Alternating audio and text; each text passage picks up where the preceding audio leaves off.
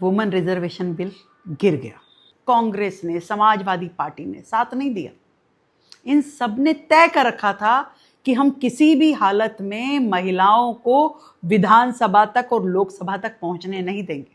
कुछ भी कहा, कभी कहा कास्ट के ऊपर दो, कभी कहा रिलीजन के ऊपर रिजर्वेशन होना चाहिए, कभी कहा कि 543 पे क्यों नहीं हो रहा, कभी कह रहा है कि 850 पे क्यों हो रहा है, कभी डिलिमिटेशन, कभी परिसीमन। पर सच्चाई ये है कि ये लोग चाहते ही नहीं है कि देश की आधी आबादी 70 करोड़ महिलाएं सदन तक पहुंचे। इनको केवल अपने घर की महिलाएं अच्छी लगती हैं।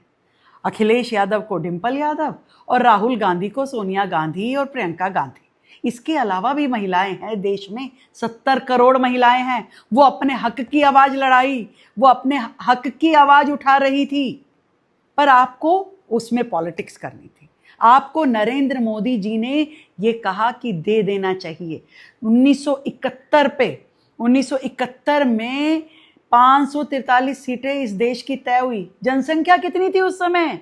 50 करोड़, 55 करोड़। और आज कितनी जनसंख्या है? 140 करोड़। तो क्या सीटें नहीं बढ़नी चाहिए? आपको तकलीफ है सीटें क्यों बढ़ा रहे हो? क्योंकि एक एक मठाधीश 50-50 लाख की जनसंख्या वाली सीट का राजा बन के बैठा है। आप चाहते ही नहीं उस एक में से दो बन जाए, कोई महिला आगे आ जाए, कोई प्रतिनिधित्व कर दे। नहीं चाहते आप।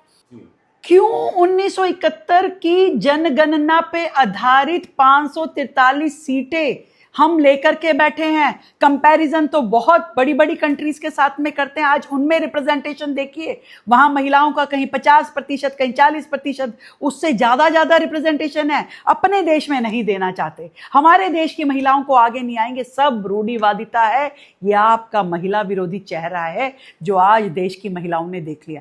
आप जाएंगे अपनी कॉन्स्टिट्यूएंसीज में, आप जाएंगे अपने क्षेत्र में, हर एक महिला आपसे पूछेगी कि आपने ऐसा क्यों किया, ये गलत किया है। और महिलाएं ये जवाब आपसे चाहेंगी। अपना हक तो लेके रहेंगे।